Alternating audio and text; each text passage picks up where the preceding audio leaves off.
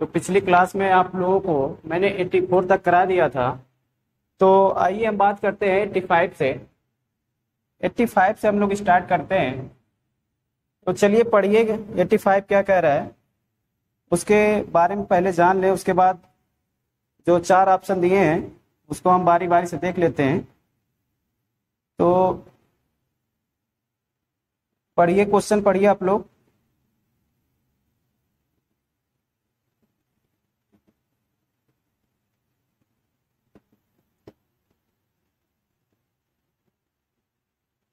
Question क्या कह रहा है आपसे, पढ़िए। High series motor produce high torque and speed initially without load. यानी आपसे कह रहा है कि आरंभ में जब हम लोग सीरीज मोटर स्टार्ट करते हैं विदाउट लोड पर, तो उसका टार्क और स्पीड क्यों हाई होती है उसके बारे में आपसे पूछा गया है। तो इसमें बेसिकली आपका जो ऑप्शन हो जाएगा, जैसे हम लोग जो सीरीज बाइंडिंग करते हैं ना, सीरीज बाइंडिंग, तो सीरीज बाइंडिंग आपकी होती है, इसको मोटे तारों से बनाया जाता है प्लस कम टर्न, यानी इसकी टर्नों की संख्या कम करते हैं प्लस इसको मोटा बनाया जाता है। क्यों बनाया जाता है उसके बारे में आप जान लें। इसका ऑप्शन आप देखेंगे तो उसका जो चौथा वाला ऑप्शन वो सही हो जाएगा, ये वाला series field binding bound with the thick wire, ये ऑप्शन सही हो जाएगा। लेकिन होगा क्यों होगा उसके बारे में आप जान लें। तो चलिए इसके बारे में डिस्कस करते हैं हम लोग।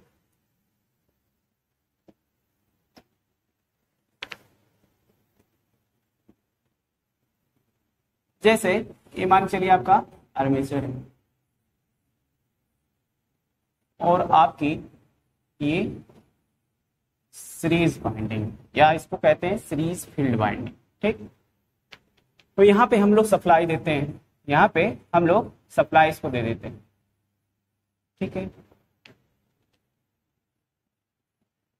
यहाँ पे हमने सप्लाई दिया, तो क्या होता है इसमें आपका, जो हम लोग मोटे तारों का इस्तेमाल इसमें क्यों करते हैं, प्लस इसमें टर्नों की संख्या क्यों की जाती उसके बारे में जानना, चूंकि उन्हीं से हमारा जो टार्क है उसी से निकलेगा कि उसका टार्क क्यों हाई है, उसकी स्पीड क्यों लो है, वहीं से निकल जाएगा। तो सबसे पहले हम बात करते हैं जो हमारा, अब चूंकि इसको थिक वायर का बनाया जाता है, इसको थिक वायर का बनाया जाता है, तो आप एक फार्मूला पढ़ेंगे होंगे, R is proportional to 1/A के होता है। अर्थात कहने का मतलब यह है कि अगर क्षेत्रफल यानी अनुप्रस्थ काट का जो क्षेत्रफल है आपका, इसको अगर बढ़ाएंगे, इसको अगर आप बढ़ाएंगे तो आपका रेजिस्टेंस क्या हो जाएगा, कम हो जाएगा। कम होगा कि नहीं होगा। तो और एक टार्क का आप फार्मूला पढ़े होंगे, torque T is proportional to phi into I, ये होता है आपका, होता है ना, ये होता है। लेकिन आप देखे होंगे जो इसमें करंट आ रही है, यहाँ पे जो करंट आपकी आ रही है वो फाई इज प्रोपोर्शनल टू आई है। अर्थात जितना करंट यहाँ पे आएगी उतना ही फ्लक्स यहाँ पे जनरेट होगा। अर्थात कहने का मतलब ये है कि जो आपका टार्क होगा, यहाँ पे देख लीजिए, जो टार्क होगा वो IA² में हो जाएगा, ठीक। ये होगा कि नहीं होगा। अब इसके टार्क और करंट जो हमारी होती है आर्मेचर, उसमें रिलेशन देखेंगे आप, उसमें रिलेशन देखेंगे तो क्या होता है, जैसे मान के चलिए ये आपका टार्क है, ठीक, ये आपका टार्क है और आपका आर्मेचर करंट,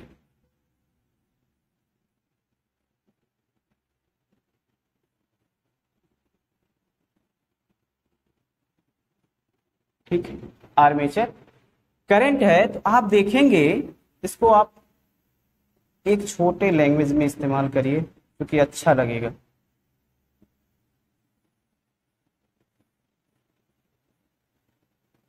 चलिए इसको हम T मान लेते हैं, इसको हम T मान लेते हैं।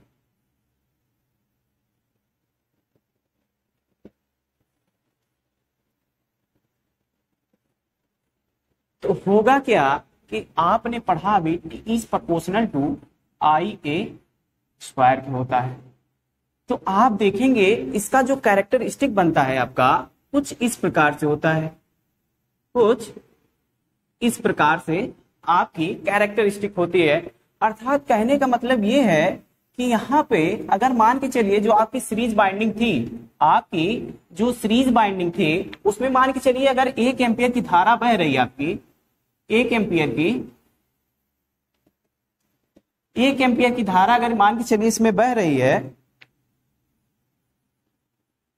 तो देखेंगे जो हमारा टार्क है वो भी कहीं कहीं कांस्टेंट है, वो भी कहीं कहीं अगर मान के चलिए यहाँ पे 1 एम्पियर है, सपोज यहाँ मान लीजिए आप 1 एम्पियर है, तो देखेंगे जितना इसका मान है उतना ही इसका मान है।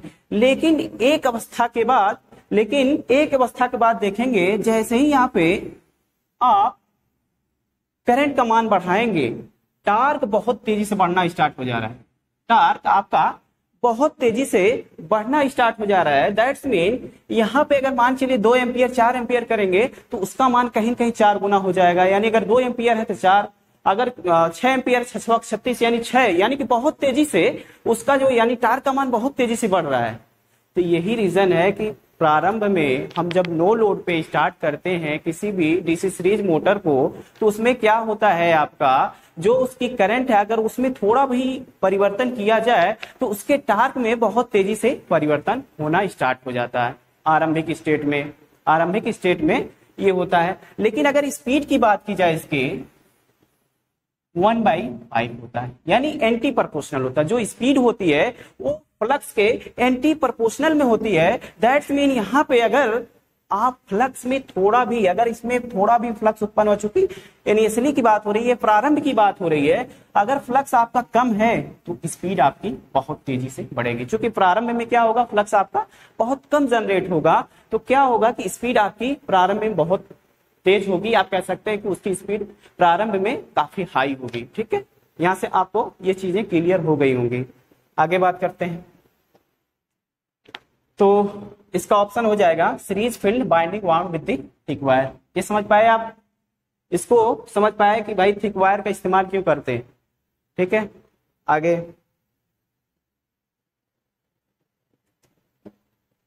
क्या है,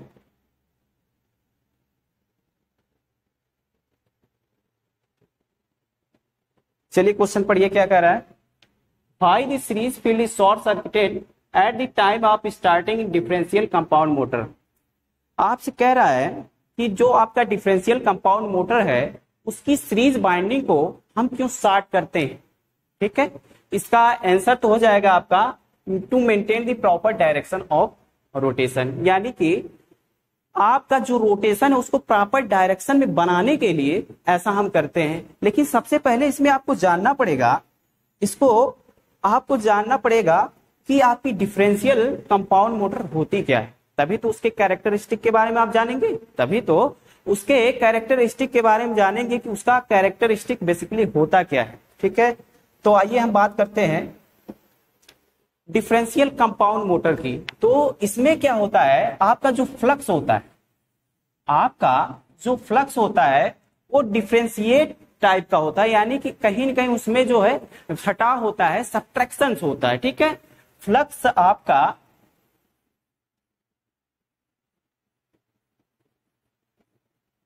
डिफरेंशिएट टाइप होता है।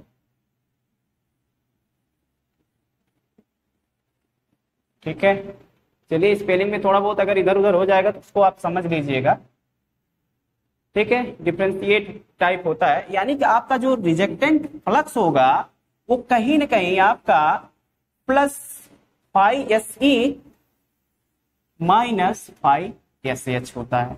यानी कहीं ना कहीं आप देखेंगे जो सीरीज बाइंडिंग आपकी है उसमें से आपका जो शंट फील्ड बाइंडिंग है उसका कहीं ना कहीं फ्लक्स हमेशा क्या होगा, माइनस में होगा। ठीक है, ये समझ पाए आप। तो ये पहचानने का तरीका होता है कि आप इसको कैसे पहचानेंगे। ठीक है, तो इसमें जो ऑप्शन आपका दिया है उसको देख लीजिए आप, to maintain the proper direction, ये आपका आंसर सही हो जाएगा। ठीक है, आगे अगर देखा जाए इसमें और भी बहुत सी चीजें अगर बताने हम स्टार्ट करें आपको तो इसमें कहीं ना कहीं आपको 10-15 मिनट इसी में मतलब लग जाएगा। तो हमको सब क्वेश्चन देखने हैं, तो कहीं ना कहीं आप कम समय भी है आपके पास, तो उसको देखते हुए हम लोग ऐसा मतलब तैयार करें क्वेश्चन को कि सारे क्वेश्चन से भी हो जाए और चीजें जो मतलब पूछा जाए उसको आप बता भी पाए। ठीक है, आगे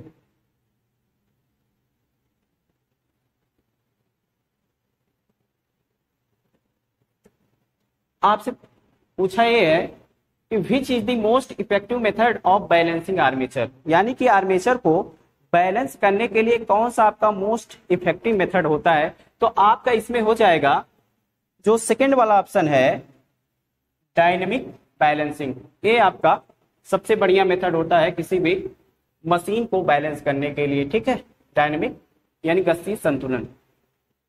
आगे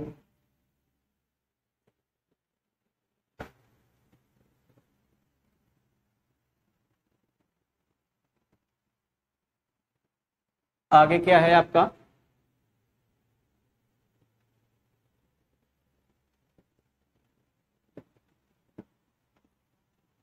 आपसे कह रहा है कि जो स्टार्टर हम लोग डीसी मोटर में इस्तेमाल करते हैं, चलिए पढ़िए इसको क्या कह रहा है।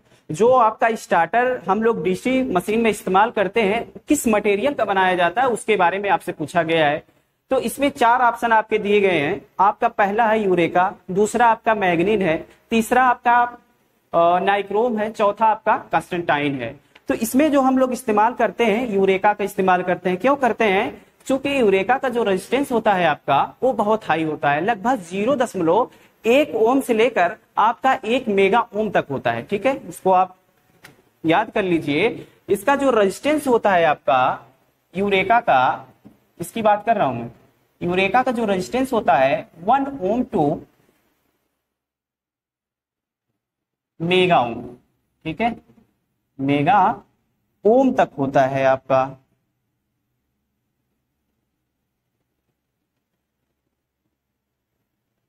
मेगा ओम तक इसका रेजिस्टेंस होता है। अगर इसके टेम्परेचर कोफिशिएंट की बात की जाए, अगर इसके टेम्परेचर कोफिशिएंट यानी प्रतिरोध ताप गुणांक की बात की जाए, तो इसका जो प्रतिरोध ताप गुणांक होता है वो पॉजिटिव होता है। अर्थात कहने का मतलब ये है कि इसको अगर हम मतलब इसका रेजिस्टेंस ज्यादा है, इसमें अगर जो करंट प्रवाहित होगी तो इसमें कहीं न कहीं जो मुक्त इलेक्ट्रॉनों की संख्या है वो क्या होगी, कम होना स्टार्ट हो जाएगी। टेम्परेचर कोफिशिएंट उसको प्रदर्शित करता है। जैसे इसका अगर डिफिनेशन देखी जाए तो इस प्रकार बनती है कि प्रति 1 डिग्री सेल्सियस तापमान में अगर चेंजेस करेंगे आप तो उसके रेजिस्टेंस में जो परिवर्तन होता है वही आपका क्या कहलाता है, वही आपका टेम्परेचर कोफिशिएंट कहलाता है, अर्थात प्रतिरोध ताप गुणांक कहलाता है। तो इसका जो टेम्परेचर कोफिशिएंट वो पॉजिटिव है। लेकिन दूसरा जो आपका एलिमेंट दिया है नाइक्रोम, नाइक्रोम का इस्तेमाल किसमें हम करते हैं? सबसे पहले ही एक क्वेश्चन बन जा रहा है आपका कि नाइक्रोम का इस्तेमाल हम कहाँ करते हैं? तो नाइक्रोम का इस्तेमाल हम लोग हीटर में इस्तेमाल करते हैं। तो हीटर में आप देखेंगे उसका रेजिस्टेंस काफी हाई होता है, उसका रेजिस्टेंस काफी हाई होता है, लेकिन उसका जो टेम्परेचर कोफिशिएंट है अल्फा, इसको अल्फा से डिनोट किया जाता है, वो लगभग 0.0002 होता है प्रति डिग्री सेल्सियस। अगर इसके मात्रक की बात की जाए, टेम्परेचर कभी कभी इसके बारे में पूछ लेता है कि बताइए टेम्परेचर कोफिशिएंट जो होता है आपका वो उसका मात्रक क्या है, यानी उसकी यूनिट क्या है। तो 2 मात्रक इसके होते हैं। पहला मात्रक तो आपका प्रति डिग्री सेल्सियस होता है, दूसरा इसमें आपका आता है ओम डिग्री सेल्सियस, ये भी ऑप्शन में रहता है। तो आप इन दोनों चीजों को याद कर लीजिएगा, यानी ओम डिग्री सेल्सियस और प्रति डिग्री सेल्सियस, ये दोनों चीजें एक ही है। चूंकि यहां से जब आप काटेंगे तो प्रति डिग्री सेल्सियस ही बचेगा, लेकिन कभी कभी ऑप्शन में क्या करता है, घुमा फिरा के जब क्वेश्चन डालता है तो जब ये चीजें आपको पता नहीं रहेगी तो आप गलत करके आओगे। ठीक है, तो इसको आप याद कर लीजिएगा। तो मैं बात कर रहा था नाइक्रोम की। नाइक्रोम का रेजिस्टेंस काफी हाई होता है, लेकिन उसका जो टेम्परेचर कोफिशिएंट लगभग आप देखेंगे ये 0 के करीब है। देखेंगे आप 0 के करीब है, यानी 0.002 प्रति डिग्री सेल्सियस होता है।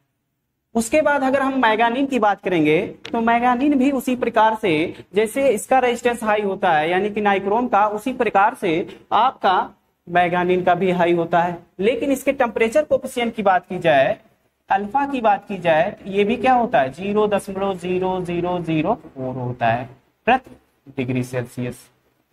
ठीक है, यानी ए भी कहीं ना कहीं आप देखेंगे जीरो के करीब ही है, जीरो के करीब ही है। चलिए ये तो हो गई, मैंने मतलब 3 एलिमेंट के बारे में बता दिया, यूरेका के, नाइक्रोम के, उसके बाद मैग्नीन के बारे में। तो आप इसको कहीं ना कहीं थोड़ा बहुत नोट्स बना के उसको लिख लीजिएगा। कभी काल क्या होता है कि जब हम लोग, हमारे पास समय जब कम होती है तो एक शॉर्ट नोट होता है हम लोगों के पास, तो उसके जरिए हम लोग पढ़ते हैं, तो क्या होता है कि वो चीजें बहुत जल्दी याद हो जाती है, या कह सकते हैं आपकी कवर हो जाती है। ठीक है, आगे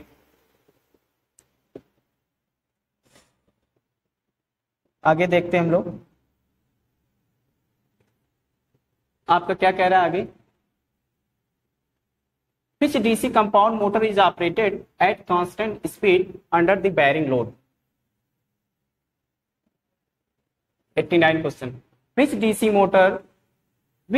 compound motor is operated at constant speed under the bearing load?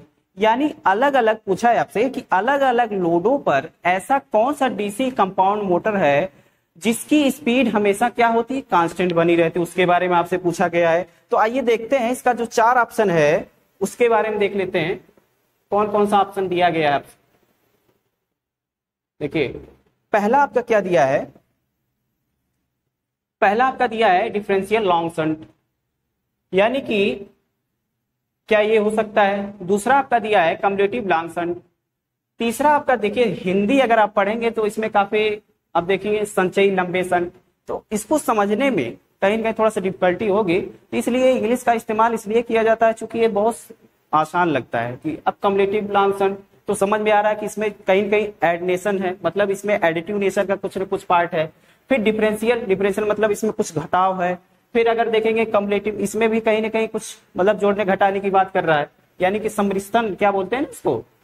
तो आपका 4 ऑप्शन दिया है, कम्युलेटिव लॉन्ग शंट, फिर डिफरेंशियल दिया है, फिर कम्युलेटिव शॉर्ट दिया है। तो इसका जो आंसर हो जाएगा आपका बी वाला ऑप्शन सही हो जाएगा, बी वाला ऑप्शन सही हो जाएगा। इसके कैरेक्टरिस्टिक के थोड़ा हम बात कर लेते हैं कि इसका कैरेक्टरिस्टिक कैसे, इसको हम जानेंगे कि इसको हम हमेशा जो है अलग अलग लोडों पे हमेशा कांस्टेंट स्पीड पे ही क्यों इसको हम इस्तेमाल करते हैं। तो इसका देखेंगे कैरेक्टरिस्टिक जो होती है, कैरेक्टरिस्टिक अगर देखेंगे, कैरेक्टरिस्टिक अगर इसकी देखेंगे आप, स्पीड और ये मान के चलिए एन है आपका, और ये आपके टार्क। ठीक है, टार्क और स्पीड में अगर रिलेशन देखेंगे आप, टार्क देखिए बेसिकली जो डिपेंडेंट होता है लोड पे, जितना लोड आप बढ़ाएंगे तो कहीं ना कहीं उसमें जो रोटेशन वाला पार्ट होता है आप उस पे एक जकड़न मतलब एक प्रकार से टार्क ही होता है, तो उस पे बढ़ता चला जाता है। तो वही है कि अगर आप देखेंगे तो यहाँ पे देखेंगे आप, इसका जो कैरेक्टरिस्टिक है कुछ इस प्रकार से होता है। अर्थात यहाँ आप देखेंगे, यहाँ पे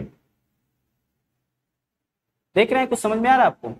अर्थात कहने का मतलब ये है कि टार्क शुरुआत में अगर आप बढ़ा रहे हैं तो कुछ स्पीड का, यानी कि यहाँ तक स्पीड आपकी डाउन हो रही है, लेकिन उसके बाद यहाँ से यहाँ तक तो डाउन हुई, यहाँ से यहाँ तक डाउन हुई, लेकिन उसके बाद क्या है कि एकदम कांस्टेंट बनी हुई, कितना हो आप उस पर लोड दें, उससे फर्क पड़ने वाला नहीं है, उससे फर्क पड़ने वाला नहीं है। तो कहने का मतलब ये है कि जो आपका cumulative long shunt compound motor होता है वो आपका मतलब आप लोड बढ़ाते चले जाएं, थोड़ा बहुत उसके स्पीड में परिवर्तन होगा, लेकिन एक अवस्था के बाद उसकी जो स्पीड हो जाएगी वो आपकी कांस्टेंट हो जाएगी।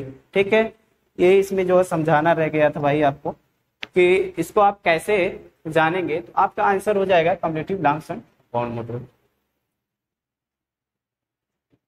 आगे 90 क्या कह रहा है, how no volt coil is connected in a 3 point starter with DC shunt motor, यानी डीसी शंट मोटर के साथ 3 पॉइंट स्टार्टर में नो वोल्ट कॉइल कैसे जुड़ा होता है, आप उसके बारे में बताइए। पहला ऑप्शन आपका है डायरेक्टली कनेक्टेड टू सप्लाई, क्या सीधे सप्लाई से जुड़ा रहता है। Connected in series with the armature, क्या आर्मेचर की सीरीज में जुड़ा रहता है। Connected in parallel with armature, क्या आर्मेचर के पैरेलल में जुड़ा रहता है। फिर चौथा ऑप्शन आपका क्या कह रहा है, connected in series with the shunt field, ये आपका चौथा वाला ऑप्शन सही हो जाएगा। तो उसको सीरीज में हम जोड़ते हैं शंट फील्ड के मतलब थ्रू उसको जोड़ा जाता है। तो डी वाला ऑप्शन आपका सही हो जाएगा, डी वाला ऑप्शन आपका सही हो जाएगा। अब देखिए पूछा गया है नीचे 91 क्या कह रहा है कि ये जो आर्मेचर बाइंडिंग है, ये जो आर्मेचर बाइंडिंग आपको दी गई है, एक किस प्रकार की बाइंडिंग है उसके बारे में आपसे पूछा गया है। तो चलिए देखते हैं किस प्रकार की बाइंडिंग। देखिए कुछ क्वेश्चन आपके होते हैं, कुछ जो क्वेश्चन होते हैं उसमें आप देखेंगे लॉजिक नहीं लग पाता, उसमें लॉजिक नहीं लग पाता है तो हम लोग क्या करते हैं उसको रट लेते हैं। लेकिन जो क्वेश्चन जिसमें आप लॉजिक लगाते हैं कि हाँ इसमें ये चीजें फॉलो होती हैं, जैसे ग्रेविटी की बात की जाए तो ग्रेविटी क्या होती है, एक ऐसा बल होता है यानी पृथ्वी अपने केंद्र की तरफ उसको आकर्षित करती है। तो कहीं ना कहीं वो लॉजिक के ऊपर डिपेंड है। तो आइए देखते हैं 91 क्या कह रहा है। तो ये लैप बाइंडिंग तो है ही है, इतना तो आपको समझ में। लैप बाइंडिंग कैसे, जैसे आपका एक खांचा होता है ना आपका, इसको थोड़ा सा और ऊपर कर लेते हैं।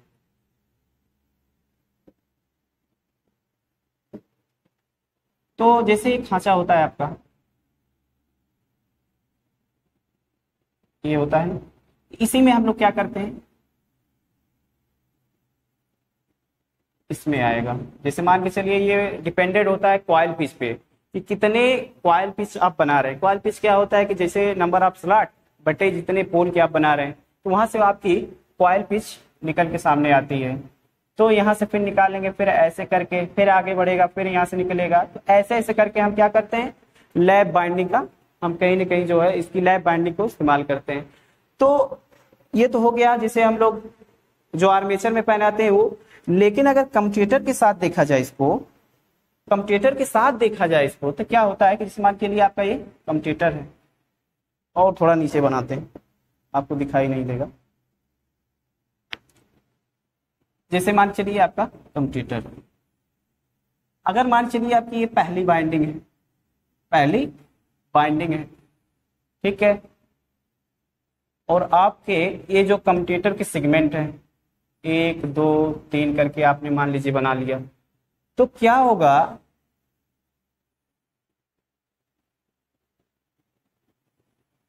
चलिए कुछ समझ जाइएगा, इसी तरीके से होती है।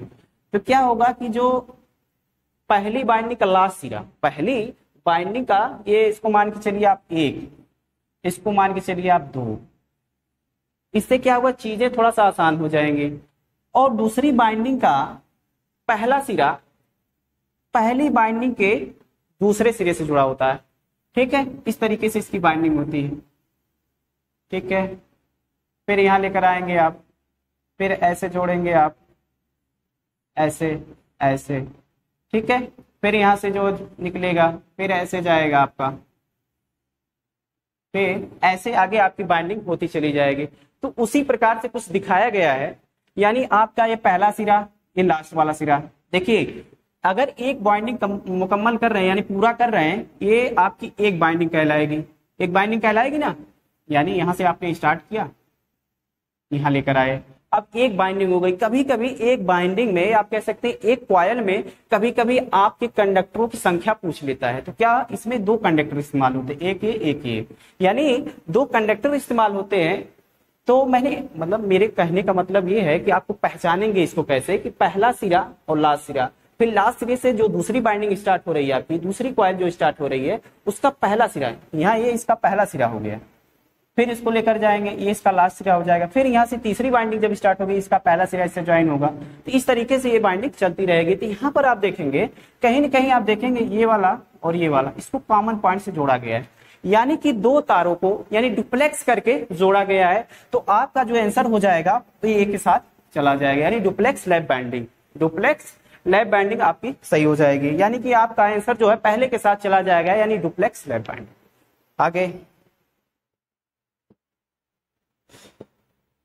आगे बात करते हैं,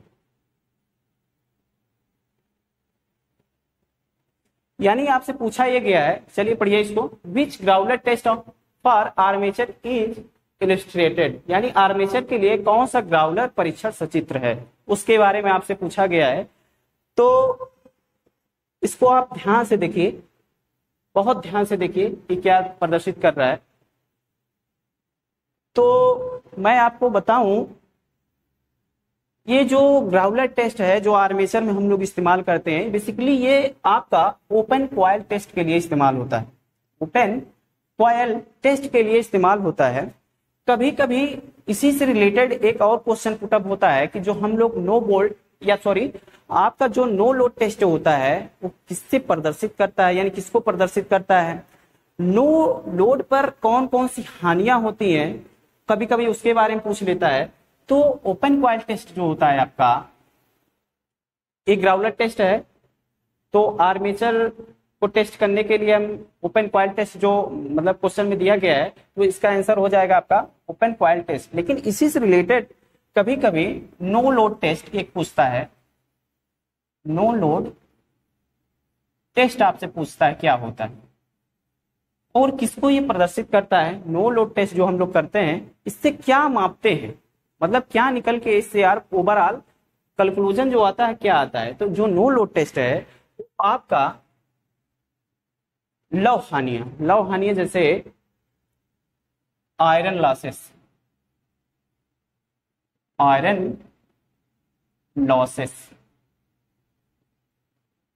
यानी आपका नो लोड टेस्ट से आयरन लॉसेस निकल के आ रहा है। और आयरन लॉसेस में आपका होता है एक आपका होता है हिस्टेरिसिस लॉसेस।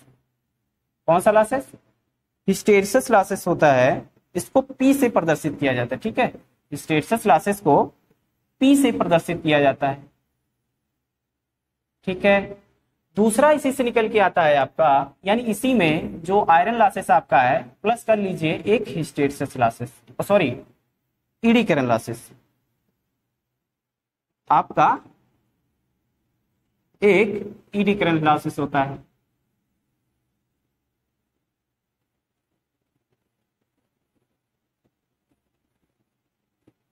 लॉसेस समझ लीजिएगा, यानी यहां से आपको 3 फैक्ट निकल के आ गए।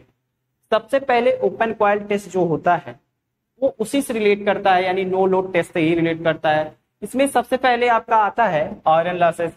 आयरन लॉसेस में क्या होता है, आप हिस्टेरिसिस लॉसेस और एडी करंट लॉसेस को पता करते हैं। यानी कि आपके इसमें पहला टर्म ये हो गया, अगर आपसे पूछे कि आयरन लॉसेस किसको दर्शाता है तो हिस्टेरिसिस लॉसेस और एडी करंट लॉसेस।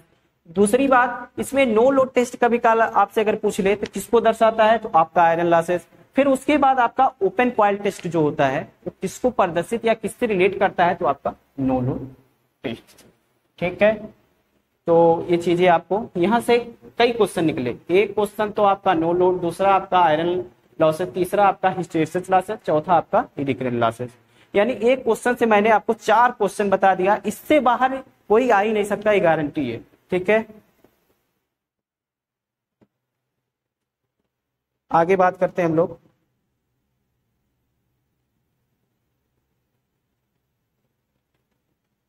आपसे पूछा गया है कि हम लोग जो रेटेड स्पीड है या आप कह सकते हैं जो हम लोग मोटर बनाते हैं उसकी एक नॉर्मल स्पीड रखते हैं या आप कह सकते हैं उसकी एक रेटेड स्पीड रखते हैं, तो उससे नीचे यानी बिलो और एबव कंट्रोल करने के लिए हम किस मेथड का इस्तेमाल करेंगे या आप कह सकते हैं किस कंट्रोल का इस्तेमाल करेंगे, उसके बारे में आपसे पूछा गया है। तो आपका जो चौथा वाला ऑप्शन है ward Leonard speed control method, आपका यही सही हो जाएगा। ये एबव द स्पीड और बिलो द स्पीड दोनों में इसका इस्तेमाल हम लोग करते हैं। ठीक है, ward Leonard speed control method ये हो जाएगा। लेकिन इसमें आपका पहला वाला जो ऑप्शन दिया है फील्ड कंट्रोल मेथड, इसको हम क्या करते हैं above the speed, only above the speed में हम इसका इस्तेमाल करते हैं, यानी फील्ड कंट्रोल मेथड का। और इसमें क्या होता है, आपकी जो पावर होती है वो वेरी करती है, जबकि आपका जो टार्क होता है वो क्या कहता है, वो आपका टार्क आपका जो हमेशा कांस्टेंट बना रहता है। आर्मेचर कंट्रोल की बात करेंगे तो इसमें इसको जो हम बिलो द स्पीड यानी जो आपकी रेटेड स्पीड है उससे कम स्पीड पे इसका इस्तेमाल करते हैं। और इसमें क्या होता है, आपका जो टार्क होता है वो वेरी करता है, जबकि पावर क्या होती है, कांस्टेंट होती है। कभी कभी इसके बारे में पूछ लेता है कि आर्मेचर कंट्रोल में क्या होता है। तो आर्मेचर कंट्रोल हमेशा हम जो नॉर्मल स्पीड उससे बिलो, और उसमें जो आपका टार्क होता है वो हमेशा वेरी करता है, जबकि पावर जो होती है वो हमेशा कांस्टेंट बनी रहती है। लिख लीजिए इसको, टार्क आपका हमेशा कांस्टेंट, ऐसे लिख लीजिए शॉर्ट फॉर्म में, कांस्टेंट एंड पावर, सॉरी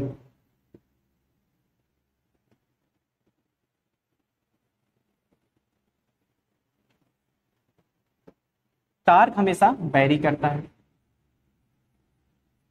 और पावर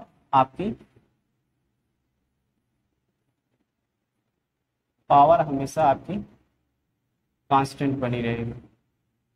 ठीक है, इसको थोड़ा सा शॉर्ट फॉर्म में लिख लीजिए आप, इसको आप W मान लीजिएगा, पावर हमेशा कांस्टेंट बनी रहेगी। जस्ट उल्टा हो जाता है, फील्ड कंट्रोल में क्या होता है, इसका जस्ट उल्टा, यानी कि आपका टार्क जो कांस्टेंट हो जाएगा, पावर आपकी वेरी करेगी। ठीक है, आगे क्या कह रहा है, why the commutator are sparking heavily. आपसे पूछा गया है कि जो कम्यूटेटर में आपकी स्पार्किंग हो रही किसकी वजह से हो रही, उसके बारे में आपसे पूछा गया है। तो आइए देखते हैं उसके बारे में हम।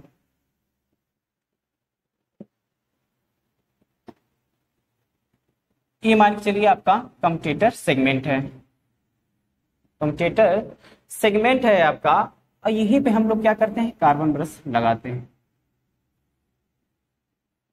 ठीक है, ये मान के चलिए आपका प्लस एक माइनस। तो चूंकि मोटर की बात हो रही है, तो मोटर में हम लोग क्या करते हैं, सप्लाई को देते हैं। तो कभी कभी जो ग्रेडिंग करते हैं, ग्रेडिंग मतलब अगर प्लस को प्लस के साथ ना जोड़ा जाए और माइनस को माइनस के साथ ना जोड़ा जाए, तो इसका मतलब यह है कि यहाँ पे आपने ग्रेडिंग जो किया गलत कर दिया। तो सबसे पहली बात, यानी सबसे पहला पॉइंट आपका निकल के आता है कि आपने अगर ग्रेडिंग जो है सही तरीके से नहीं की, तो वहां पे स्पार्किंग होना स्टार्ट हो जाएगा। दूसरी बात, इसमें जो स्प्रिंग लगी होती है, आपकी जो स्प्रिंग लगी होती है, उसमें अगर उसकी टाइटनेस बढ़ जाए, यानी कि उसका अगर टेंशन बढ़ जाए, तो कहीं ना कहीं इस सरफेस पे बहुत तेजी से बल लगाएगी, बहुत तेजी से बल लगाएगी। तो क्या होगा, यहाँ पे फ्रिक्शन स्टार्ट हो जाएगा बहुत तेजी से। अगर फ्रिक्शन हो रहा है तो इसका मतलब है कि वहां पे हीटिंग स्टार्ट हो जाएगी। तीसरी बात इसमें निकल के आती है कि आपने अगर टाइटनेस थोड़ा सा लूज कर दिया, तो क्या होगा कि ये कार्बन ब्रश थोड़ा सा अपनी जो उसकी अवस्था है उसको छोड़ के हट जाएगा। तो क्या होगा, चूंकि इसमें थोड़ा बहुत एयर होती है, तो अगर एयर है तो वहां पे कहीं ना कहीं स्पार्किंग एयर के माध्यम से होने लगती है। अगर इसमें जगह है, थोड़ा बहुत अगर जगह आ गई, तो क्या होगा कि उसमें स्पार्किंग किसकी वजह से होने स्टार्ट हो जाएगी, एयर की वजह से स्टार्ट हो जाएगी। चौथी बात इसमें निकल के आती है कि जैसे मान के चलिए आपका ये कम्यूटेटर है, कम्यूटेटर जो है अगर मान के चलिए थोड़ा सा रफ है, रफ मतलब अगर खुरदुरा है, तो क्या होगा कि ये इसी पे लगा हुआ है, आपका जो कार्बन ब्रश है इसी पे लगा हुआ है, तो रफ की वजह से उसमें फ्रिक्शन, अब जैसे अगर खुरदुरापन होगा तो उस पे अगर कार्बन ब्रश ये अगर दौड़ेगा, तो कहीं ना कहीं खाल है, तो कहीं ऊंच है, कहीं कुछ और है, तो कहीं ना कहीं यहाँ पे स्पार्किंग होना स्टार्ट हो जाएगा। इसमें मैंने 4 पॉइंट आपको बताया। पहला तो ग्रेडिंग जो हम लोग करते हैं वो गड़बड़ हो जाता है, यानी प्लस का प्लस से ना होके कोई और दूसरा माइनस से आके जुड़ जाता है, जिसकी वजह से ये होता है। दूसरा पॉइंट इसमें मैंने बताया आपको कि टाइटनेस, अगर आप स्प्रिंग की टाइटनेस बढ़ा दें, यानी कि उसका जो तनाव है ज्यादा हो जाएगा, तब भी जो है स्पार्किंग बढ़ जाएगी। तीसरा पॉइंट मैंने ये बताया कि उसकी जो टाइटनेस थोड़ा सा लूज हो जाएगी, फिर भी जो है स्पार्किंग यहाँ बढ़ जाएगी। चौथा पॉइंट मैंने आपको बताया कि जो आपका ये कम्यूटेटर है उसमें अगर रफ है या खुरदुरापन है, उसकी वजह से भी कहीं ना कहीं आपकी स्पार्किंग बढ़ जाएगी। ठीक है, आगे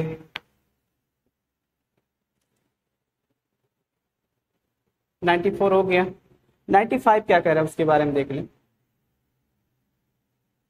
95 क्या कह रहा है, what is the action of the induced EMF in a running DC motor. यानी डीसी मोटर में आपके जो इंड्यूस्ड ईएमएफ है, जिसको हम बैक ईएमएफ के नाम से भी जाना जाता है, तो बेसिकली किसको अपोज करता है, आप कह सकते हैं किसको जो रिड्यूस करता है, उसके बारे में आपसे पूछा गया है।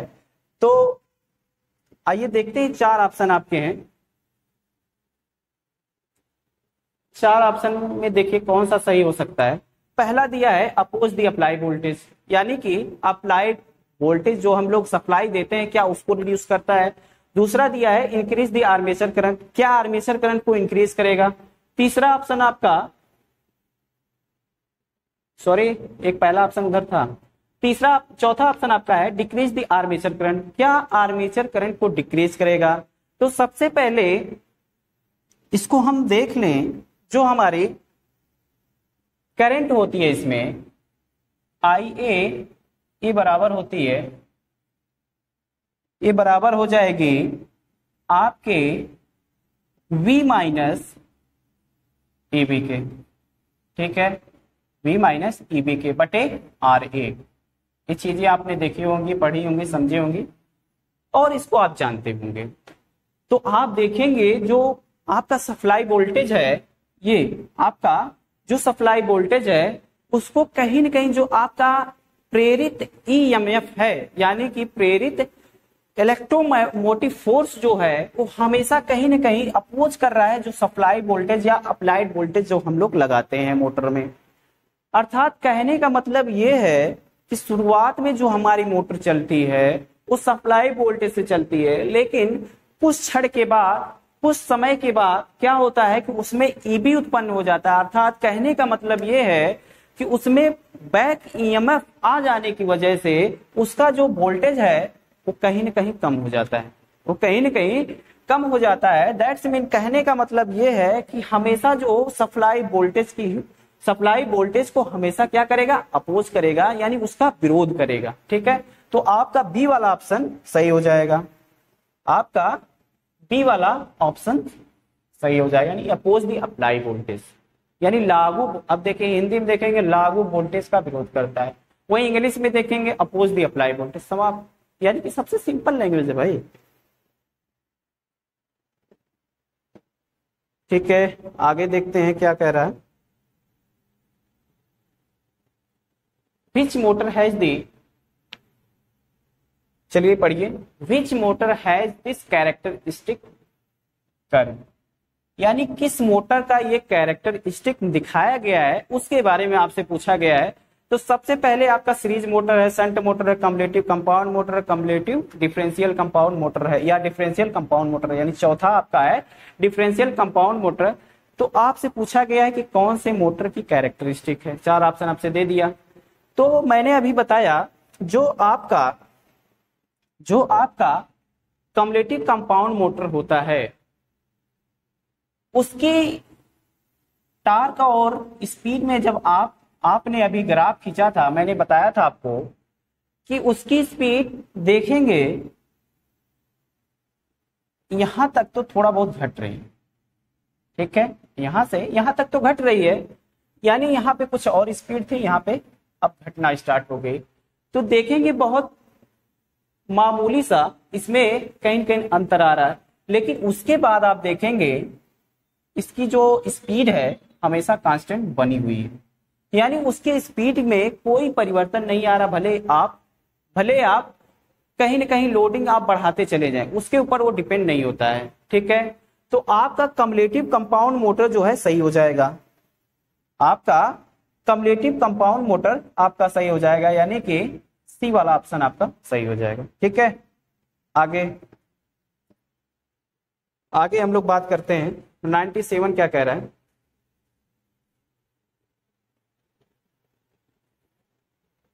आपसे कह रहा है कि 4 पॉइंट स्टार्टर में होल्डिंग कॉइल से जुड़े प्रतिरोध का उद्देश्य क्या है, उसके बारे में आपसे पूछा है कि आपका जो 4 पॉइंट स्टार्टर है उसमें जो होल्डिंग कॉइल प्रतिरोध के साथ जुड़ी है उसका मेन उद्देश्य क्या होता है, उसके बारे में आपसे पूछा गया है। तो आपका जो एनवीसी है यानी नो वोल्ट जो कॉइल होती है उसमें करंट को लिमिट करने के लिए हम ऐसा इस्तेमाल करते हैं, करंट को लिमिट करने के लिए ऐसा इस्तेमाल करते हैं। तो limit the current in NVC यानी नो वोल्ट कॉइल में करंट को हमेशा रिड्यूस करने के लिए हम उसका इस्तेमाल करते हैं। 4 पॉइंट स्टार्टर से जुड़े जो प्रतिरोध हैं उसका इस्तेमाल किया जाता है। ठीक है, आगे why the DC series motor field binding is wound with the thick wire. अभी मैंने बताया जो सीरीज मोटर है आपकी उसकी जो सीरीज फील्ड बाइंडिंग उसको थिक वायर से क्यों बनाया जाता है। मैंने बताया कि जो थिक वायर से हम इसलिए बनाते हैं क्योंकि जब हम उस पर लोड बढ़ाते हैं, चूंकि सीरीज में आपकी जुड़ी हुई है, तो उससे क्या होगा कि उसकी करंट जो है, हम अब चूंकि लोड बढ़ा रहे हैं तो अगर लोड बढ़ाएंगे तो करंट बढ़ेगी। करंट कैसे बढ़ेगी? जब उस थिक वायर रहेगा तभी तो। अगर मोटा उसको बना देंगे, उसको मोटा बना देंगे और कम टर्न का बना देंगे, क्या होगा कि बाइंडिंग आपकी जल जाएगी। अर्थात कहने का मतलब ये है कि जो हम लोग सीरीज बाइंडिंग ये बनाते हैं उसको कम टर्न और थिक वायर का बनाते हैं। क्यों बनाते हैं? लार्ज करंट को लेने के लिए, यानी लार्ज करंट को लेने के लिए हम ऐसा करते हैं। जैसे कि लोड हम बढ़ाएं और हमारी आवश्यकता के अनुसार वहां से हमें करंट मिलना स्टार्ट हो जाए। नहीं समझ में आया? इसको समझ लीजिए आप कि जैसे ये आपका आर्मेचर है, ये आपकी सीरीज बाइंडिंग है, ठीक है। यहां से आपने सप्लाई दे दिया, सप्लाई आपने दे दिया, तो क्या होगा कि इसको हम लोग थिक वायर से इसलिए बनाते हैं क्योंकि आपने पढ़ा R is anti proportional to 1/8, यानी अनुप्रस्थ काट का क्षेत्रफल यहाँ पे हम ज्यादा करते हैं। तो जैसे ही यहाँ पे आप लोड बढ़ाएंगे, जैसे ही आप लोड बढ़ाएंगे तो यहाँ पे जो करंट होगी बहुत अधिक मात्रा में चूंकि चाहिए आपको, चूंकि लोड यहाँ बढ़ा रहे हैं तो उसकी रिक्वायरमेंट, यानी उसकी भूख को पूरा करने के लिए ज्यादा भोजन की रिक्वायरमेंट होगी। तो यहाँ पे क्या होगा कि अगर आप इसको ज्यादा टन का बना देंगे तो क्या दे पाएगा? अब ज्यादा टन का बनाएंगे और इसका मान जो है क्या करेंगे, कम कर देंगे तो रेजिस्टेंस का मान नहीं बढ़ जाएगा। जब रेजिस्टेंस का मान बढ़ जाएगा तो वहां से करंट पास होगी? कभी नहीं पास होगी। तो इसीलिए यानी कि लोडिंग करंट को मैक्सिमम लेने के लिए हम लोग ऐसा करते हैं, ठीक है। तो इसका आंसर हो जाएगा 98 का आपका to carry the load current, ठीक है। बी वाला ऑप्शन आपका सही हो जाएगा। आगे बात करते हैं हम लोग। आगे आपसे पूछा गया है 99 which type of speed control of DC series motor, ठीक है। 99 क्या कह रहा है? Which type of speed control of DC series motor, या डीसी सीरीज मोटर में किस टाइप का ये कंट्रोल है। तो थोड़ा सा यहाँ पे मैं आपको इसको सरलीकरण कर दे रहा हूं, यानी सिंप्लीफिकेशन कर दे रहा हूं, जिससे कि आपको पहचानने में किसी भी प्रकार की समस्या ना हो। ये कुछ इस प्रकार से है, थोड़ा सा इधर उधर करके दिखाया गया है, लेकिन ये आपका कुछ इस प्रकार से है, ठीक ना। तो आपका फील्ड पैरेलल कंट्रोल है ये, ठीक है। फील्ड पैरेलल कंट्रोल मेथड, पहला वाला ऑप्शन आपका सही हो जाएगा। नेक्स्ट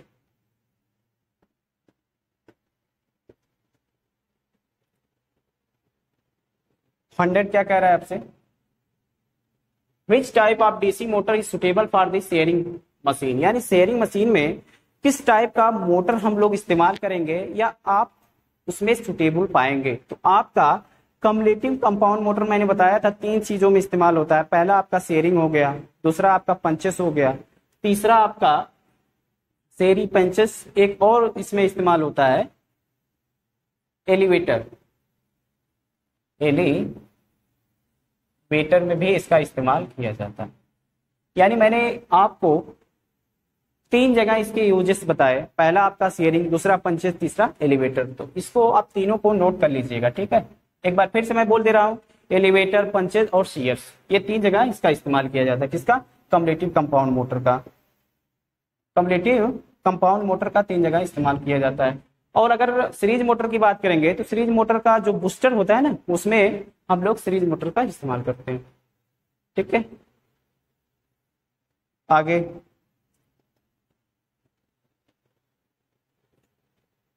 चलिए 100 तक हम लोग यहीं पे रोकते हैं क्लास।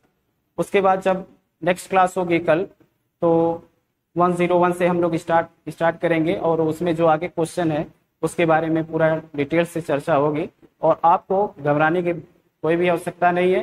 हर एक चीज को बहुत अच्छे तरीके से हम लोग पढ़ेंगे, उसके बारे में अच्छे तरीके से जानेंगे और एग्जाम को अच्छे तरीके से क्लियर कर लेंगे, ठीक है। तो यहीं तक रहने देते हैं। बहुत बहुत धन्यवाद।